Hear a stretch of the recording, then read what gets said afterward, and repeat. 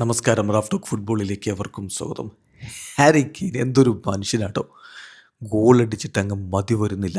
World കപ്പിലും ഇതേ പ്രകടനം തുടർന്നാൽ ഇംഗ്ലണ്ടിനോട് പല ടീമുകളും വെട്ടി വിയർക്കും. ഏതായാലും ഹാരി കെയ്ൻ ഹാട്രിക്ക് നേടിയപ്പോൾ ഇതാ DFB പോക്കലും സ്വന്തമാക്കിയിരിക്കുന്നു ബയേൺ മ്യൂണിക്ക്. നേരത്തെ ബൂണ്ടസ് ലീഗ് നേടിയതാണ്. 6 സീസണുകൾക്ക് ശേഷം അവരിതാ ഒരു ഡൊമസ്റ്റിക് ഡബിൾ സ്വന്തമാക്കുന്നു. ഹാരി കെയ്ൻ്റെ ഹാട്രിക്ക് 66 സീസണാണ്. 66 ഗോളുകളാണ് ഈ ഒരു സീസണിൽ ബയേണിനും ഇംഗ്ലണ്ടിനുമായിട്ട് അദ്ദേഹം അടിച്ചു കൂട്ടിയിരിക്കുന്നത്. വല്ലാത്ത മനുഷ്യൻ.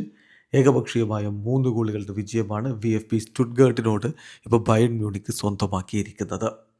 കളിയിൽ ആദ്യ പകുതി ഗോൾ രഹിതമായിരുന്നെങ്കിൽ രണ്ടാം പകുതിയിൽ ഹാരി കെയ്ൻ്റെ ഗോളടി വേളം 54-ാമത്തെ മിനിറ്റിൽ ഹാരി കെയ്ൻ ബയേണിനെ മുന്നിലെത്തിക്കുന്നു.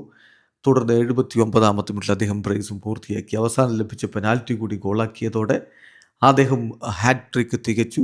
ബയേൺ മ്യൂണിക്ക് കിരീടവും ചൂടി. ഏതായാലും ഈ ഒരു സീസൺ ബയേണിന് കിടിലൻ സീസണായിരുന്നു. ചാമ്പ്യൻസ് ലീഗിൽ കാലിടറിപ്പോയി എന്നുള്ളത് ശരിയാണ്. പക്ഷേ അതെവിടെ അവസാന ഘട്ടത്തിൽ കാലിടറി. പക്ഷേ ഇതാ ഒരിക്കൽ കൂടി ഡൊമസ്റ്റിക് ഡബിൾ, അതും പതിറ്റാണ്ടിന് ശേഷമാണ് അവർ നേടുന്നത്.